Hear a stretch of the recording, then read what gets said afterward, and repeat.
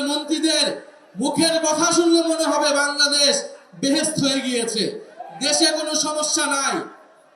ফলে এই যখন দেশের পরিস্থিতি, তারা তাদের পেজ থেকে নিত্য প্রয়োজনীয় দ্রব্যমূল্যে একটা চার্ট দিয়েছে, দেখেছেন আপনারা? আমরা জানতে চাই এটা কোন বাজারের চার্ট, আমরা সেই বাজার থেকে বাজার করতে চাই। সবজির দাম কি বাড়ছে, কমছে না বাড়ছে? ব্রয়লার মুরগির দাম কি কমছে না বাড়ছে? সবকিছুর দাম ঊর্ধ্বমুখী। অথচ বাজেট সেশনে তারা কি বলছিল যে এই বাজেট হওয়ার পরে কোনো কিছুর দাম নাকি বাড়ে নাই, কোনো কিছুর দাম নাকি বাড়বে না। এইরকম একের পর এক মিথ্যা কথা তারা বলে যাচ্ছে। সবচেয়ে বড় মিথ্যা কথাটা কি বলেছিল?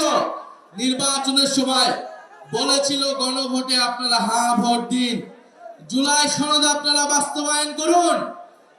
কিন্তু সবাই মিলে যখন গণভোটে আমরা হ্যাঁ ভোট দিলাম, 70% মানুষ গণভোটে হ্যাঁ ভোট দিয়েছে।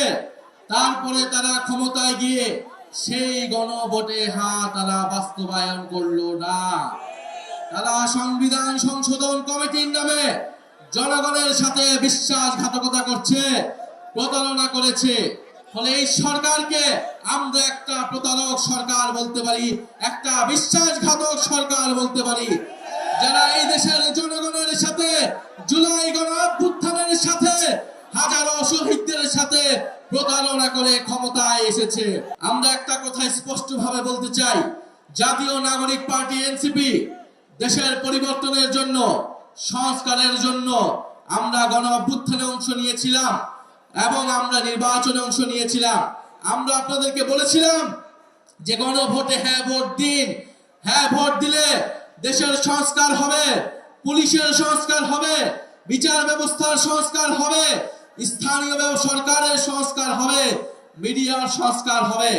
আমরা সেই প্রতিশ্রুতি অনুযায়ী এই সরকার যদি গণভোটের গণরায় বাস্তবায়ন না করে, আমরা এই সরকারকে ক্ষমতায় থাকতে দেব না। এই সরকার যদি গ্যাস সরবরাহ করতে না পারে, গ্যাসের দাম যদি দাম না কমায়, বিদ্যুৎ যদি সরবরাহ করতে না পারে, কলকারখানা বন্ধ হয়ে যাচ্ছে, শিল্প কারখানা বন্ধ হয়ে যাচ্ছে, ব্যবসা বাণিজ্য বন্ধ হয়ে যাচ্ছে, চাঁদাবাজির কারণে কেউ ব্যবসা করতে পারছে না। এই সকল পরিস্থিতি যদি পরিবর্তন করতে না পারে, আমরা এই সরকারকে ক্ষমতায় থাকতে দেব না।